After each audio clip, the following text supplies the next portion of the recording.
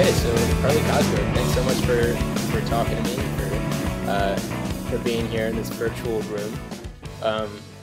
So first of all, the first question I want to ask you is, what kind of role did iCarly play in your upbringings, and why is Miranda Cosgrove the voice of our generation? That's a good question. That is a good question.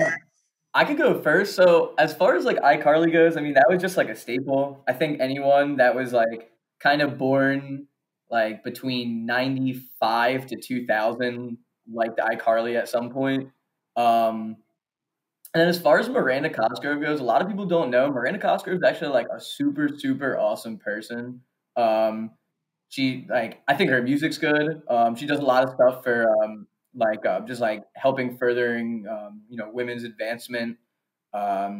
She's really into Radiohead, and her favorite movie is also my favorite movie. So she checks out for me. You know what You I'm guys are perfect for each other.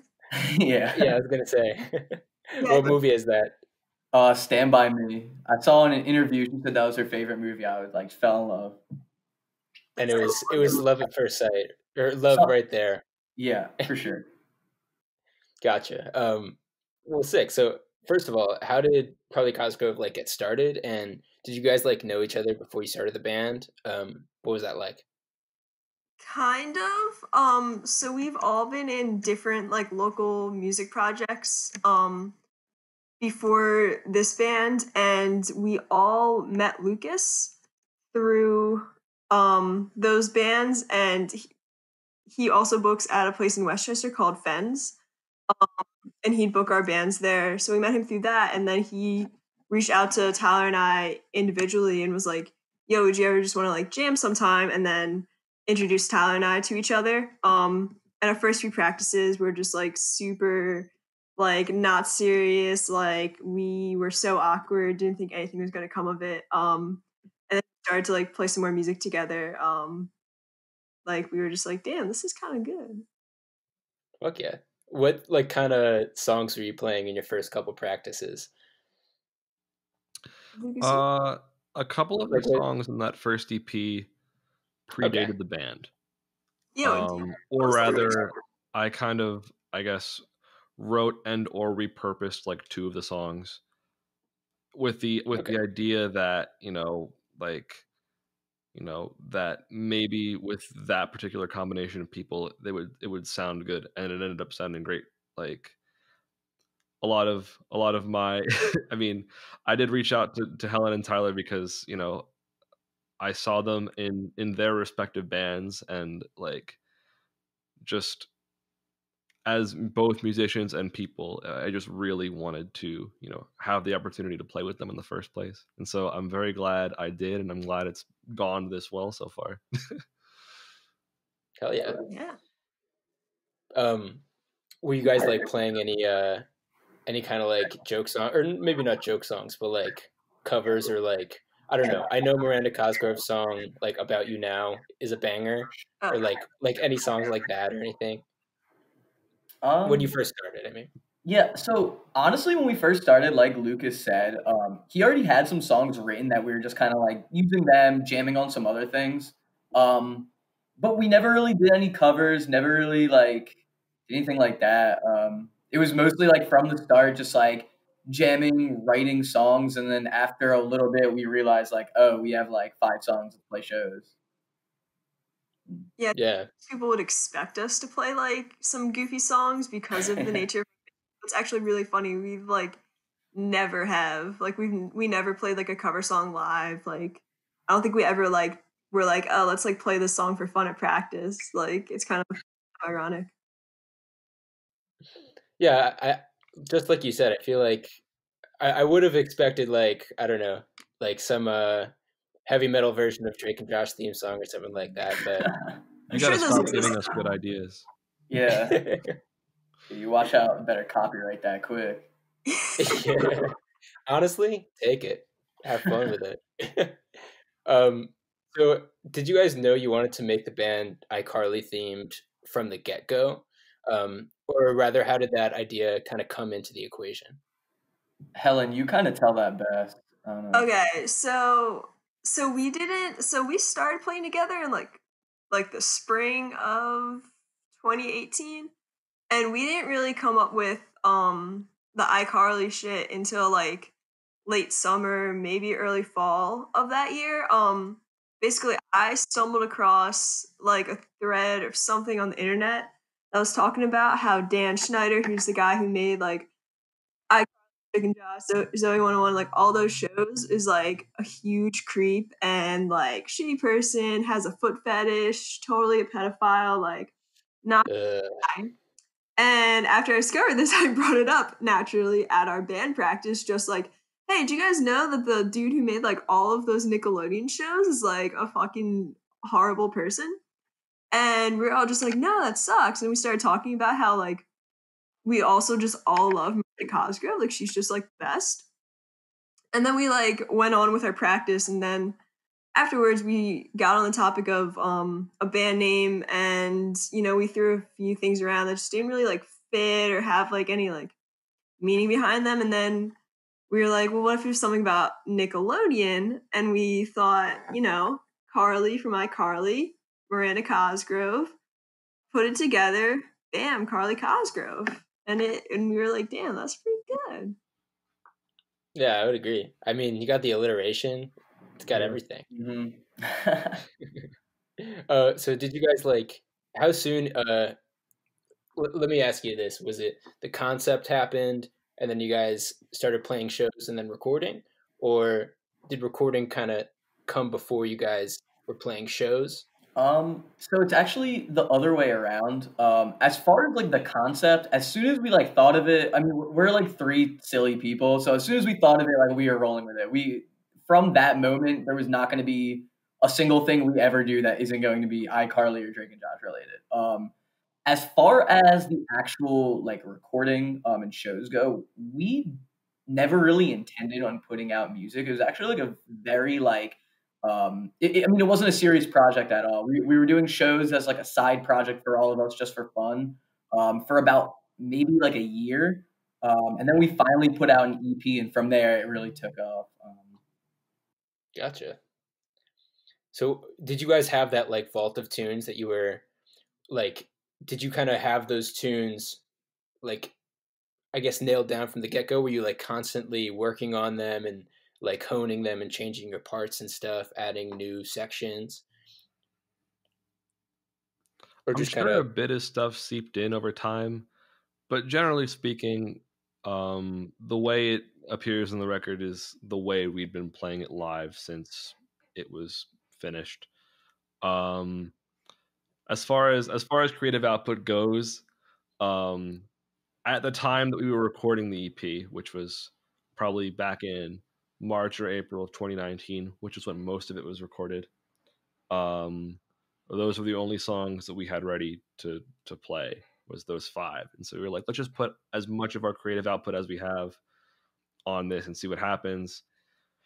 Between then and I guess the next release, we had only written, I think, 3 more songs and only really liked 2 of them. word. And those were Freddie Benson and Buttersuck? Yep. Hell yeah. So you guys were like, well, I understand that you recorded a lot of that, or pretty much all of that first EP from your home. Is that right? Yeah. What was that process kind of like? And was that the first time you had done that? I was somewhat familiar with recording prior. I had like I guess I personally just like the concept of self-recording because to me a studio is a bit of a high stress environment. I would want to take the time to get the take perfect, to get the sound perfect, at least for my playing. And I would always be worried that, I wouldn't get something and I'd want to change it, and I wouldn't have the liberty to do that because, the X number of days that you book at a studio would pass. And also, it was just, at the time, it was just the less expensive option. It was the more convenient option. It was the best way to make use of our time. And I think as most things go, like we started out, kind of went out the gate, like really quick. We got the drums recorded in like 2 nights. Bass we did over the span of probably like a couple hours every week, and then guitar came after that, and that kind of went somewhat quickly at varying degrees of success, and then I spent pretty much the entire summer tracking vocals because I'm not a very good singer, and I actually gave myself laryngitis trying to finish Oh no. those initial 5 songs. Oh, wasn't it worth it? And I guess since then we've been playing a lot more shows. I've been singing a lot more, so my voice recovers a little bit quicker. I'm probably a little more responsible with my voice too, so that's always good. I wanna add into that too. The actual recording process, like it did go pretty quick, but it was pretty lucrative too. I remember like drums specifically. We sat down to record, and you were telling me about like this new like mic you got. I think it was like a room mic, but you only had it for the 2 days. And I remember after the first night, we had like a few songs left, and the second night comes, and it's like, well, we got to get it tonight, or it's not happening. And I think I was at your house until like 12, 1 in the morning, just like doing drum tracks, Oh like yeah. over and over, trying to nail them. Quick shout out to Drew Gantert for letting me borrow multiple microphones for multiple recordings for that session and many sessions since. Yeah, honestly, I don't know what like any of the home studios that me or my friends at Drexel would like be like if we couldn't like borrow from each other. Mhm. I don't know. It's like I feel like the Philly house show scene and just the creative music scene is just so dependent on like a relationship like that, of being able to just hang out with friends and be like, oh, it's that Mikey guy. Oh, can I borrow that? Oh yeah, cool. And then just being tight enough with people to be able to do that. Yeah, for sure.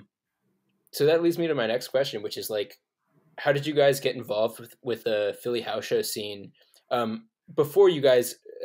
Evidently, it's before you guys became a band. But what was that community kind of like, and how have you seen it change like since Carly Cosgrove has started and played a bunch more shows? That's a really interesting question. I think we would all have different answers, to be honest, because we all got into the scene at different times. A unique Yeah, if you all want to perspective- answer, go ahead. I was gonna say, like, a unique perspective I have is I was getting into the scene when I was in like high school, like 2015, 2016, and back then it was a lot different. It was more like punk centered. It was less inclusive, to be honest. But it was just like a completely different vibe. It was more just like punk rock, like let's just like play music, not give a fuck, that kind of thing.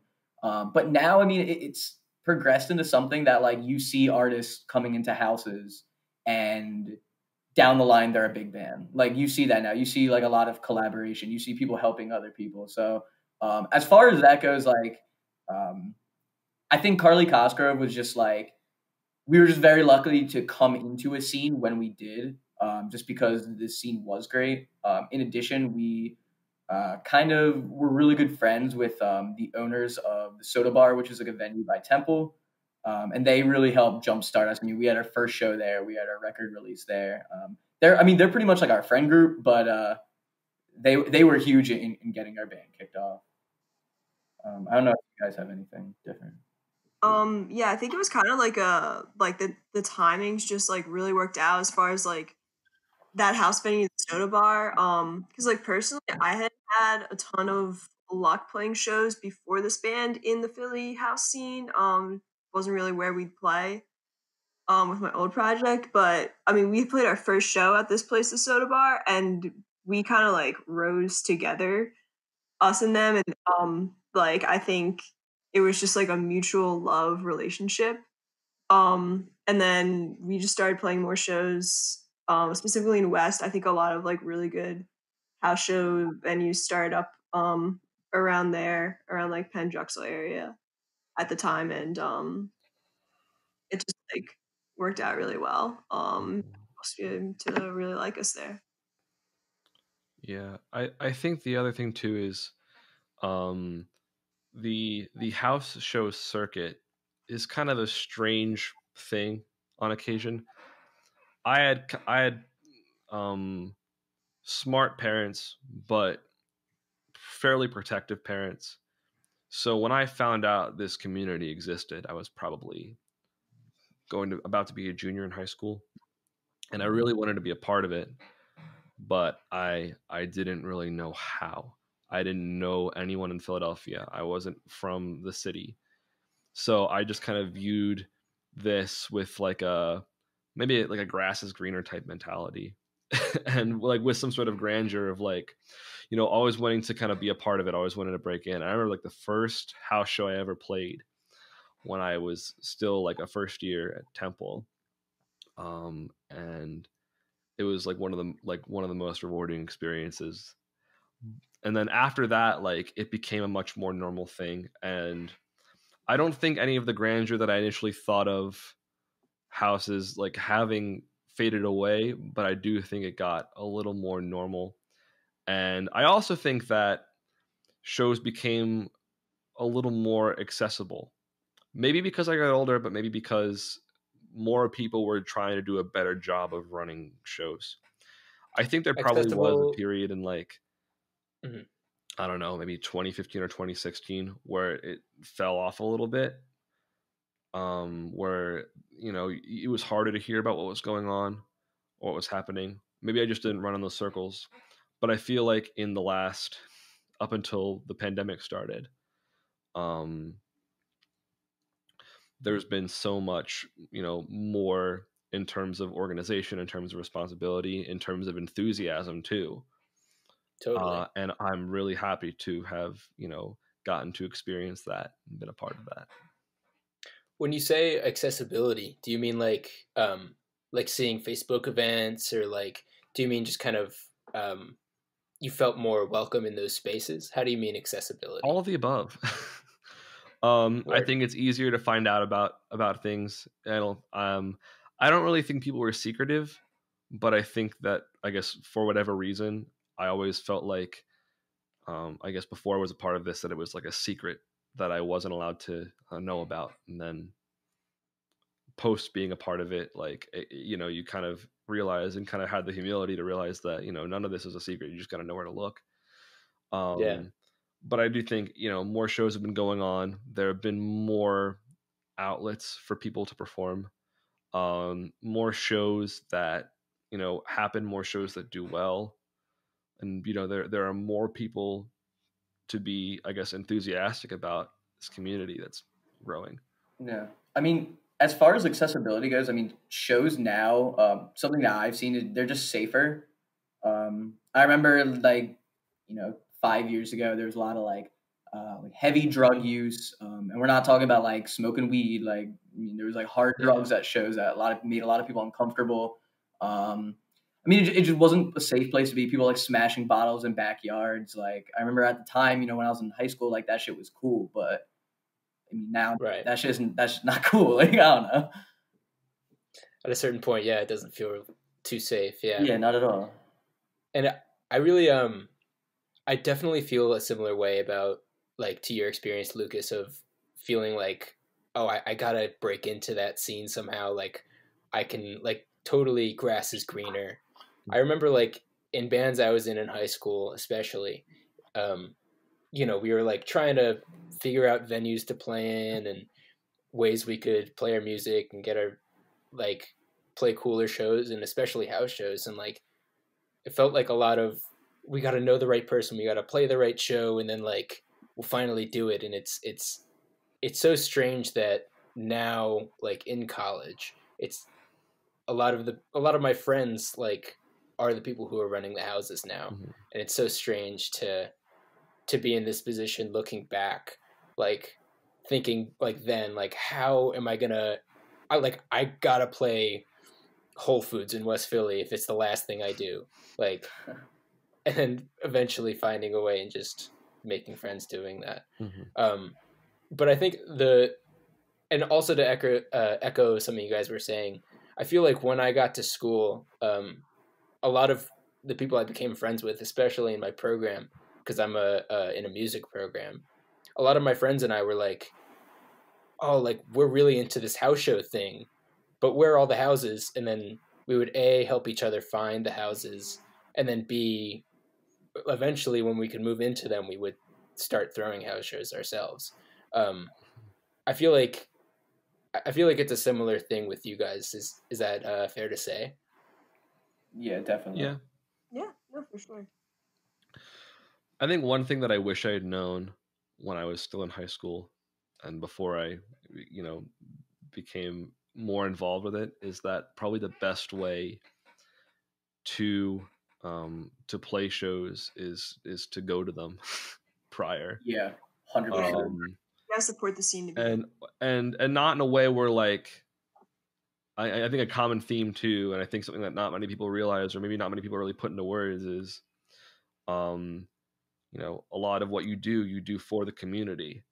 I think people can sense when you are a part of something because you want to, further yourself or your career and like leave other people in the dust.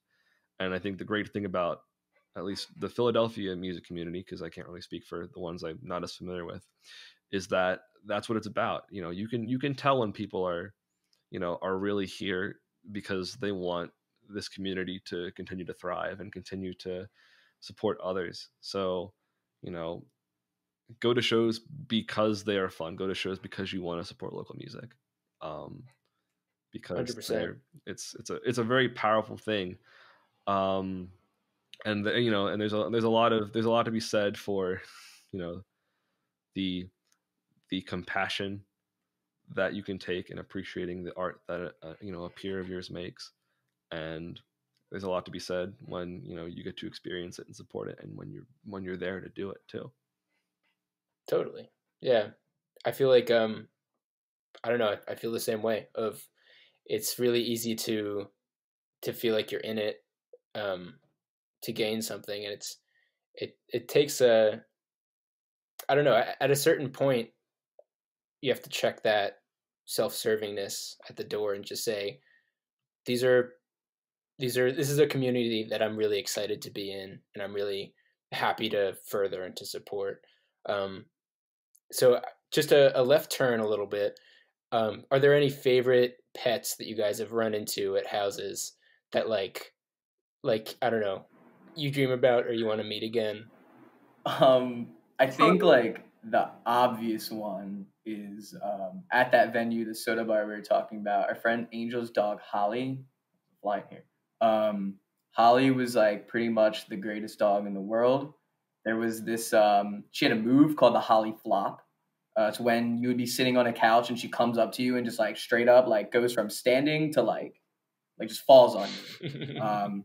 She's a great dog, but unfortunately they're not able to do the venue anymore, so we're not able to see her as often. But she's definitely my favorite. She was the best because then at the end of the night, like after the show is over, is when they let her out, and that was always the best part of the night.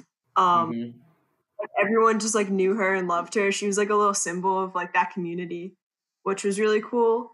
Also, the house venue in West Philly, Couchtown, had this little. It Oh my god! maybe looked like a puggle, but I forgot about that. Hawaiian shirt on him, like a lei, and he killed that look.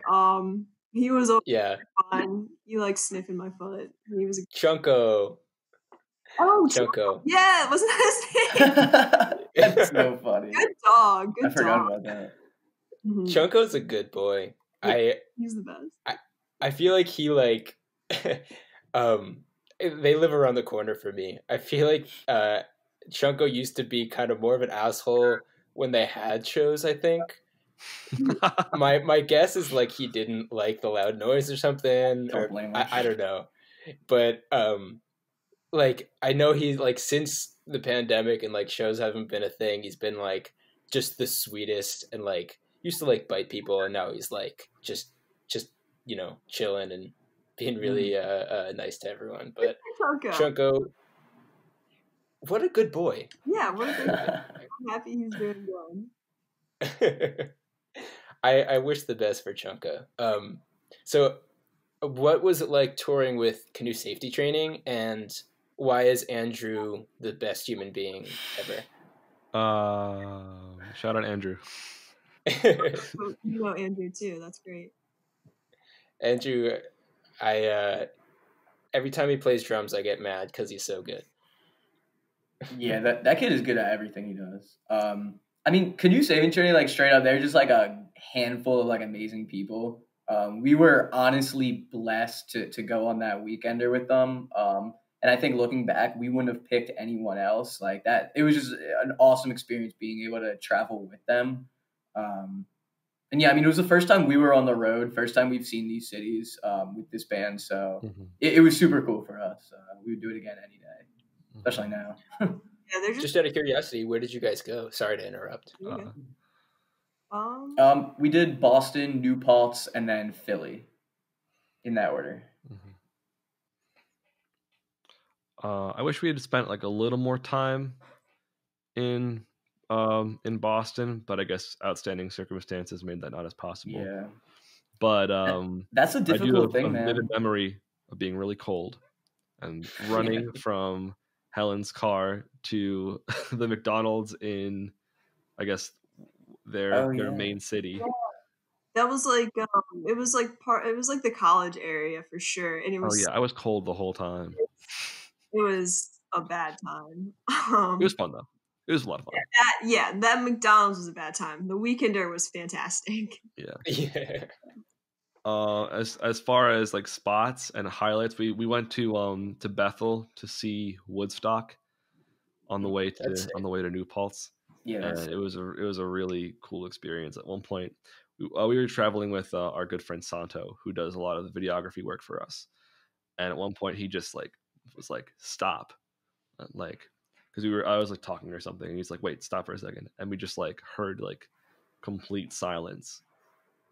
Yeah, in like this giant field, with like maybe the wind blowing a little bit, and it was like kind of really surreal to just like exist in that moment and kind of know what had happened there. I guess at that point it was 50 years ago to the year.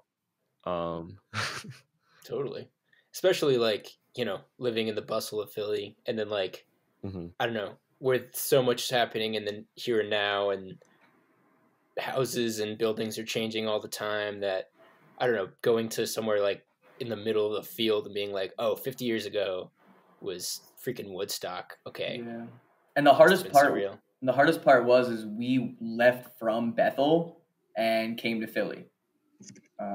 So it's just like that transition was like, I mean, we went from like one of those beautiful places on the East Coast, like right in the Catskills, to like North Philly, which is beautiful in its own right. But it just like did not have the same effect, obviously. Sure. Yeah, I don't know. I think weekenders like that are like, I don't know. You guys must feel blessed to do that, especially right now, like having that experience in your rearview mirror. So I know watching the video you guys did. So it was like half an hour of like tour stories, and it was like, I don't know. It was feeling like we the viewer were in the van with you guys. So what's kind of your relationship with Santo and all the videography work that he does for you? I don't know, what's that relationship like? Santo is just like, outside of even if he didn't do amazing photography and videography, he's just like one of our best friends, and is like all around like the nicest guy, amazing human being. But I think he took show shots at like our very first show. And he's also really good friends with the people at the venue, the soda bar that we'd always play with. So he would just take a lot of show shots, and we just kind of like formed this like really great working relationship as well, where he did a couple live sets for us that like are just, we're so blessed to have like some of our greatest moments as a band documented so well. And then even to like right now we're working on him with some stuff. Like he's just our go-to guy because he's dependable, he does great work, and it's so nice to work with someone that you're so comfortable with. You put yourself around and you just have so much trust in. Totally. Yeah, Santo is wise beyond his years. Like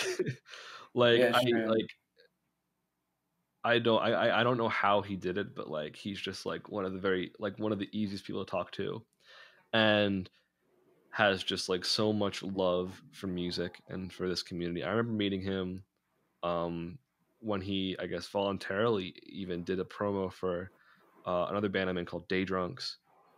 And, I met him for the first time through my bandmates who knew him because he's from Jersey. And I remember him just being this just amazing human and this amazing, just source of joy constantly. And it was just such a positive experience to just exist in the same space as him even. Yeah, totally. Anyone who's watching this needs some photos done. Hit up our boy. He does great work. Yeah, seriously. For real. Great work, better hangs, right? I like that. Yeah.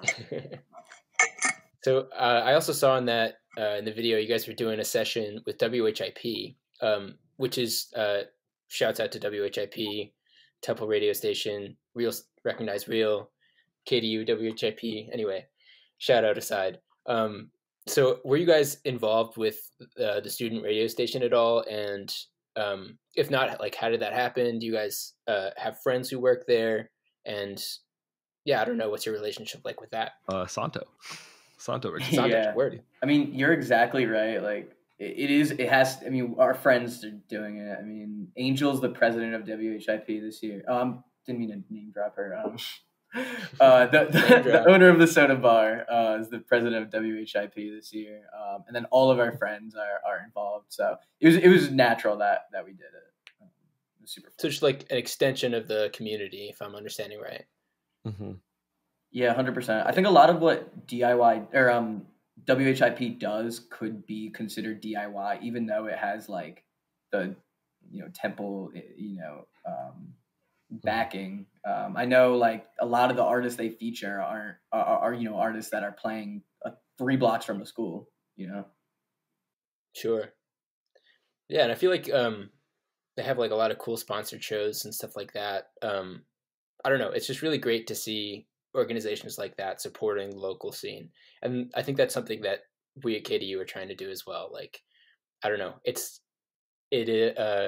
benefits everyone when we can be an extension of the community like that, be an extension of the DIY scene. It's just everyone benefits, and it's fun on everyone's plate. So how has the band been staying active and staying busy during the pandemic? I'm sure it's obviously it's a long time into it, but we can't say too much. Okay. But okay. we do have some stuff coming. As far as just keeping busy, I feel like a lot of the pandemic is, we weren't necessarily seeing each other early on. I don't know when we decided to start practicing again, but it's been mostly writing, mostly just reconnecting, kind of just keeping each other's spirits up. Mm-hmm. Yeah, I don't know how much we could say. 100%. No, well, I will say, yeah, that was a really good point. Having this band to I think we're so lucky to still have some stuff to work on during this pandemic. It's been such a good force in these shitty times. But we have been working on a vinyl, which we can definitely say because it's coming. Oh, right. So yeah. It's dropping on December 14th. Hell yeah. That's an exclusive. I'm super excited about that. And then just working on our next release and just some other small projects. Mm-hmm. It's been good. I mean, there's so many possibilities of what you can do with being in a band and how you can create content and put things out into the world. So I feel like we've been able to get kind of creative with getting busy. As much as I'd prefer to play shows, I do think that quarantine has encouraged us to get creative with how we continue to interact with people who like our music. I guess earlier this year we did a virtual tour with Elephant Jake, where I guess the mission statement was to play a show in a different city, so feature different bands from different cities that we were good friends with or just had talked to, and then also to feature local organizations, in hopes that if anyone donated to the stream, to the virtual gig per se, that they would help out a good cause that's also local after the fact too.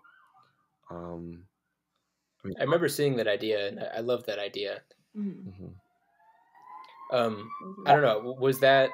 I feel like you're totally right. Yeah. Can I guess y'all the hear city's that? burning down. No. Yeah. Yeah, sorry. Helen and I live on Broad Street. My window is like right. I live right by the Word. hospital too, so Yeah. There's something There's happening. There's a fire station around the corner for me too. I feel like it's when I'm speaking up in class on Zoom or something. It's Yeah. like That's the naturally. Something's gonna happen. Yeah. Of course, it's just how it has to work. Yeah. No, but I had a train of thought going, and then it derailed. But no. Yeah, you're totally right, Lucas. That you have to figure out different ways of like getting creative and reaching out to your fan base, and I don't know, generating content and stuff. I feel like it's so easy to get. Just speaking personally, being in bands, I feel like it's so easy to get into the rhythm of playing shows, and then okay, when we find time, we can record, and then it kind of, while that is like super super fun, and I miss it like hell, it's really easy to get tied into that rhythm and not get creative with the content you make and stuff like that. That's so I'm really glad it's put all of us in a pressure chamber and like forced us to figure out a new way to be entertaining, Yeah, no, you're. And that's the cool thing too, because it gives you like, I mean, we have time to do this shit now. I mean, granted, we're all working full time. And Lucas, you're in school also. So it's not a perfect scenario, but I think like how we're releasing content is changing also. Even like the rollout of something, you could get so creative with it, and I think that's something that like we like are definitely exploring now that we have this opportunity. For sure. Yeah, I don't know, finding some new kind of way to keep people entertained in an online sphere is just so strange but exciting too. Absolutely.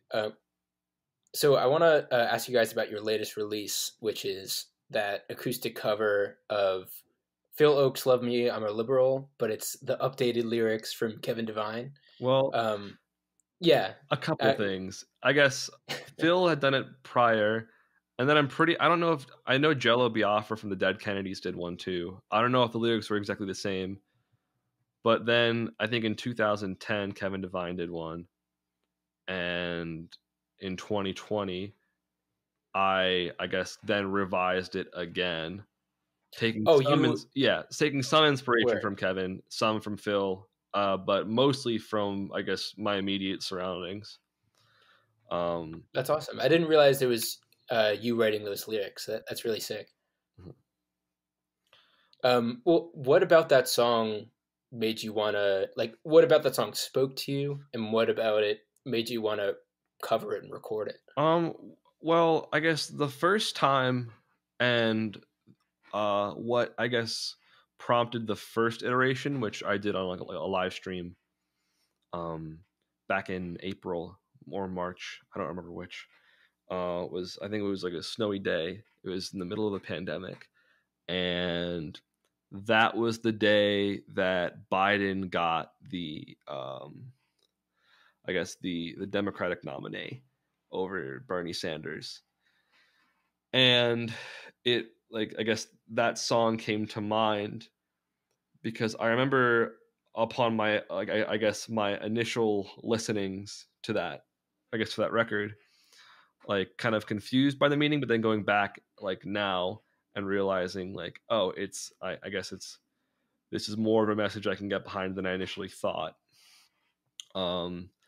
I think it, because it was the perfect song to kind of express, my personal dissatisfaction with, I guess, liberals who, I guess, as Phil describes it, people who don't, sacrifice their comfort or sacrifice convenience for the greater good. And I think that, I guess, the election of Biden was that, sacrificing the greater good in favor of convenience or safety or familiarity. Absolutely. Yeah, it felt like a perfect. I agree. At first, I saw it and I was kind of confused by the message, but the more I looked into it, the more I understood it and really appreciated that message of very easy to speak up about things when it's not hard to, when you're not giving anything up, when you're not challenging anything about your own views. So it really spoke to me in that sense, and I felt, especially with the Black Lives Matter protests and things like that, it just really spoke to that time, and spoke to the movement that we're like still seeing right now. And yeah, I don't know. I was really a big fan of that, and I also think it sounds great. And you were like talking shit on your voice earlier, and I think your voice sounds phenomenal on that. So Thank you. yeah, of course. There's been a gap of about a year between the EP and that, though. Also, I can't take credit for the recording of that. My old roommate Anthony Pissarro did a great job with that. But I guess the other part of that, and something I kind of want to piggyback off of, if there's anything that I've learned this year, and I think kind of a recurring theme, oftentimes the right thing to do is almost never the easy thing to do. And I think that kind of ties into, I guess the message of that song, from its impetus and from each readaptation of that song, and into just, I guess, everything going on today. I think there's a lot of people who prefer the easy thing to the right thing, even though the easy thing is sometimes right, but more often than not, to do the right thing the right way, it's not easy. I agree. To do the right thing the right way, and to solve all like the giant issues that feel like existential problems, with that, at least the talking about the political system specifically. I couldn't agree more. Feels like so many people are hesitant to challenge their own beliefs and challenge their own ways of thinking. And yeah, I definitely think that the Biden's nomination was indicative of that, and I think that release felt really well timed and such a great response to that. So the last thing I want to ask you guys is, I know you guys have some things in the work that you guys are talking about. If you don't want to speak about it too much, but I'd be mad at myself if I didn't ask. Were you guys shooting some sort of a video kind of? I saw some sort of spaghetti taco something on the timeline. I don't know if you guys are able to speak about it, but what was that about? Well, Helen, that's all you. You know best, bro. It wasn't a video. It was something. We're waiting for the right time to let the people take in the beautiful creations that we made that day. Can I share something that it rhymes with? I feel like that. You can say as much as you'd like or as little as you'd like. Do I have the permission of the both of you? I don't care. I guess. It rhymes with knee band. Okay. Beats me. Okay. But as far as that, I think people just need to remember that, like, at the end of the day, our band is like three like very silly people, and the content we're gonna put out is gonna be silly no matter what. It doesn't matter. So yeah, we have, like I said, we have the time. We want to get creative, so we got a little weird with some stuff. But yeah, hopefully that happens soon.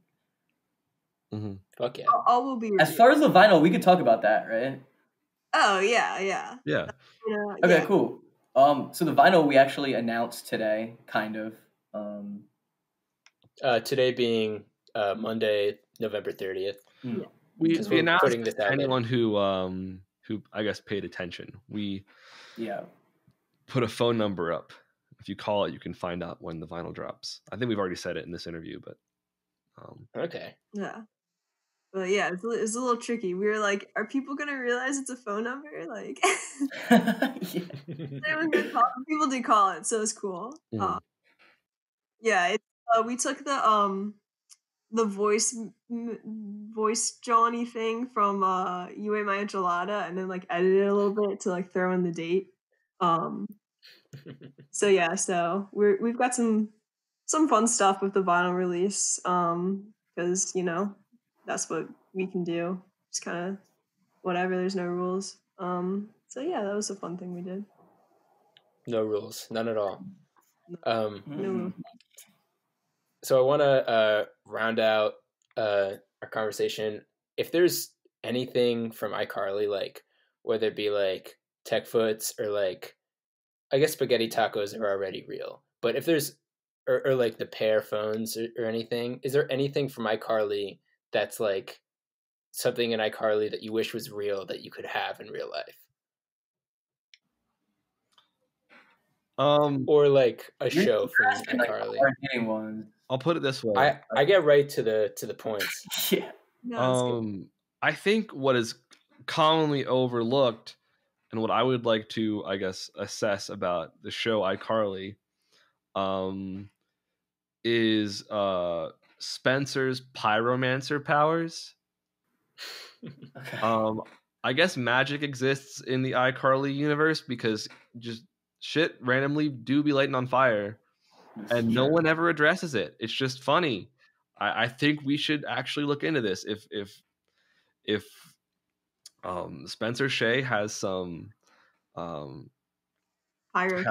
crazy, accidental pyromancer powers, the government needs to know. They gotta figure out how to do that. No, I honestly agree. In fact, our full length is going to be a concept album discussing this theme. Discussing Spencer's pyromancer powers. Yeah. Like physicals of it, and the physical might spontaneously combust. Okay.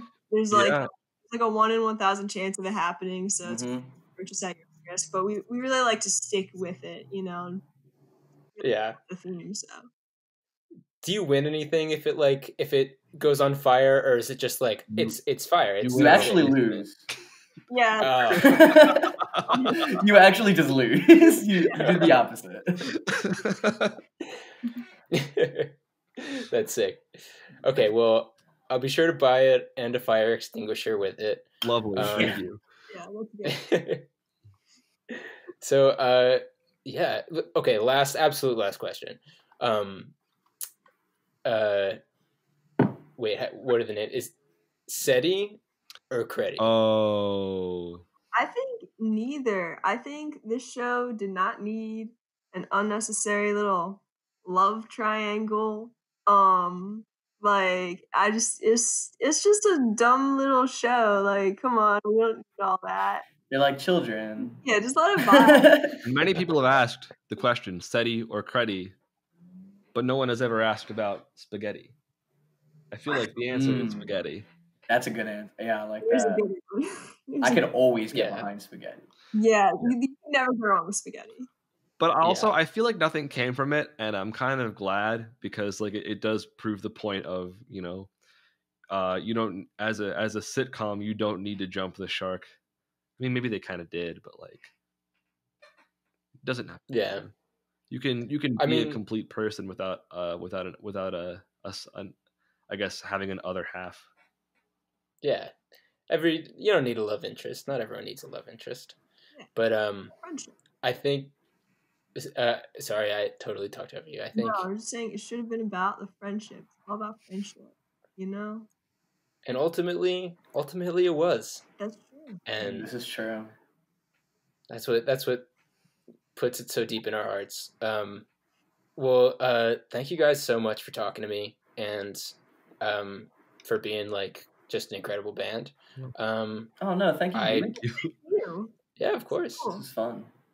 My pleasure. But yeah, so this has been a WKDU interview, and we're gonna try to do some more of these. And if you like this, then follow us on our Instagram and our Twitter. Our Instagram handle is at WKDU, and follow us on Facebook. we'll be uploading these to YouTube most likely as well. And yeah, follow Carly Cosgrove as well. I know their Bandcamp is carlycosgrove.bandcamp.com. And what are your guys' socials? I can't list them off the top of my head. At Carly Cosgrove PA on Instagram and Twitter. And no one uses. We don't use Facebook. I use Facebook. Yeah, at Carly Cosgrove PA, you'll find it. Word. It's a good time. Hell yeah. Well, thank you guys so much for talking to me again. And yeah, I don't know. Good luck with the rest of your projects, and good luck with the new material and the secret thing that we didn't talk about. Yeah. Word Thank up. you for having us. This was really great. Yes, thank you so much.